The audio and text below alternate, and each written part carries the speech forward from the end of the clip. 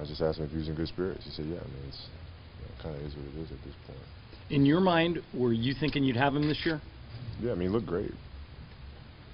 He looked great. I mean, you saw him play in San Diego. He looked terrific. It's just a matter of the recovery. And you get older and older, the recovery's become something that's tough. And I don't even think it's much of an age issue so much as just it's an injury. It's a back injury. Those back issues are tough to get over. When he came here, I know you two had talked about how you could be one of the NBA's most dominant backcourts. Was it just the broken leg and it just went down from there, or how do you look back on his 3-year run now? Well, I mean, he struggled with his back, even when he was in his prime. I really don't think it's an age thing. It's an injury thing. I mean, he's had to deal with it his entire career. And it's just caught up to him now. Exhibition season almost over. Are you curious to see Tuesday, the opener, finally regular season? You live for the playoffs, I know, but are you curious about the regular season? How you feel? Yeah, I mean, it's just the start of the journey, right? The official start of the journey. And, I know we're all looking forward to it. All the guys looking forward to getting out there and competing. With something on the line. So. What do you guys got to focus on more than anything else if you're going to get out to a good start? It's defending the 3-point line, protecting the paint. What will Steve Nash go down in terms of point guards all time?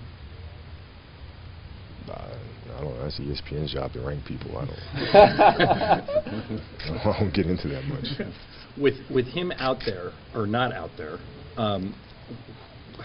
does it affect your team at all, or were you kind of did you not count on having him anyway? Well, I mean, you're missing a lot.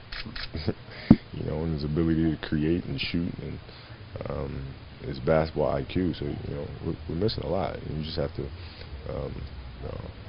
have our guys step in and contribute to their strengths. And what Ronnie does and his tenacity on both ends of the floor, and Jeremy, and he's fantastic at getting into the paint and drawing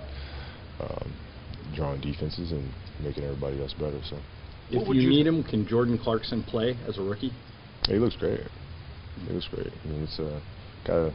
I'm sure coach will throw him in there and let him sink or swim a little bit. But he really seems unaffected by the hype of being in the NBA. He seems like a very poised and calm kid. What would you consider a good season for you personally? I haven't even thought about it. I'd have to sit and think about it a little bit. I haven't given it thought. I'm sorry, with Steve, I mean, he was known for doing everything right in terms of his recovery, but obviously the injury was so serious. What's that frustration like, just from your own personal experience, where you're doing what you need to do, but it's not enough to get back on the court? Yeah, I mean, it's you can control what you can control, right? So I mean, he did everything possible to get back and playing at a high level. So from that standpoint, you should be able to sleep at night. I know I would. I can only think about that in my situation. I just try to do everything possible to be ready. And if it wasn't in the cards, if I couldn't get back to being at that level, then you just have to accept it. But you know that when you lay your head down at night, you know that you did absolutely everything possible. If you talk or if you listen to the so-called experts around the league, they say Kobe's going to have to shoulder a lot offensively. You're fine with that, right? I mean, is this a little different without Powell and that type of thing? Yeah, it's just you just got to read each situation. I read each situation as it comes. Each game is going to be different, I'm sure.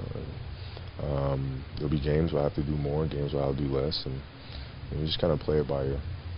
Are Boozer and Lynn what you thought they would be, at least so far? Yeah, I mean, they look great. Boozer's gotten himself into phenomenal shape, and he really looks like the Boozer of old.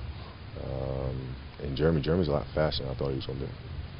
He's very athletic, and he's, that last game in Ontario, he was giving an incredible effort on the defensive end of the floor. He was harassing guards. He was, being physical, getting in the passing lane. So.